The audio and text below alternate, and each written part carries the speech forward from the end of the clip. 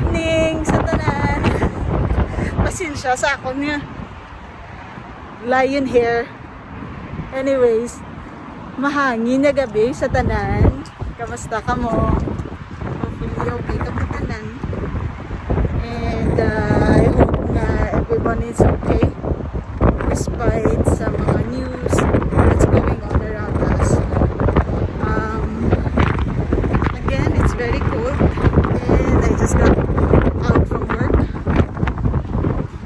And today is February 24, 2021. Another post-duty vlog. So today, not much duty is manageable.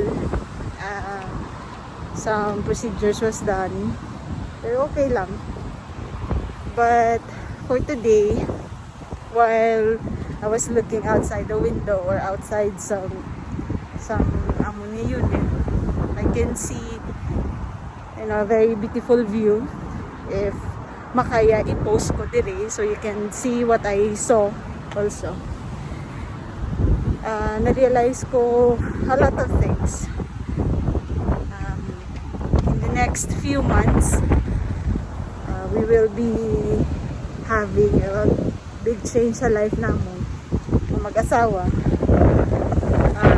For the reason we will be leaving our job. Okay, so confirm na ha. It's confirmed na we are out of Sulaimania in a couple of months. And because of that,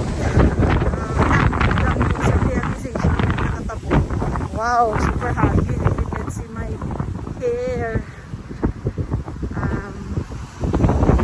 Kadamo ko sa mga kilanlan settle prior to that. Striking as of today is ang fact na mawadaan naman kami ubra.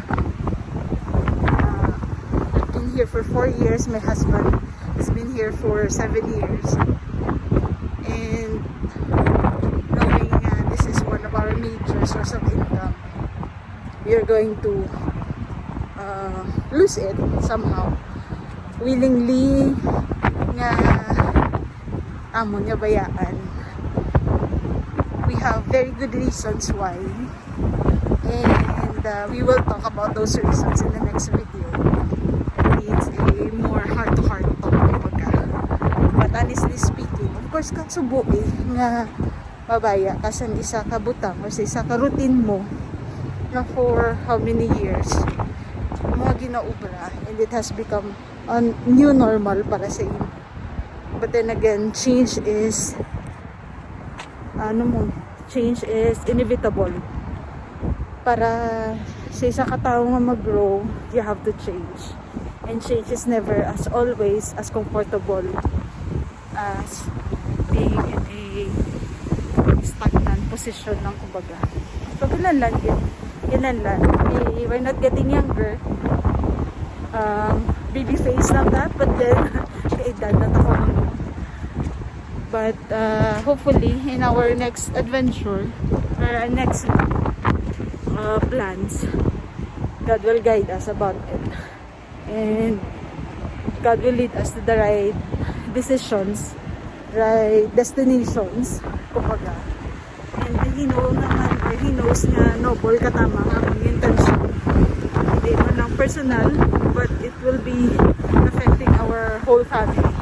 Hopefully, pati yun na continue because it's so windy and it's cold also. Pero kabay papation, check ko lang karon kung may mga wind na mga sound. So, guys, I think hasta lang ko diguro. Kidaw di ka na mabatsyagan ng akong kamot liwat sa katugnaw. Yeah, that's all about it. I'll be missing this place so much. Ako ko na yan. Even though nga kaugod ko gid mga times kung kas ang sige pa ko ari pa ko dili no. But I know deep in my heart nga I'll miss this place. I miss my job, I miss my salary, and I'll miss the people that I've worked with.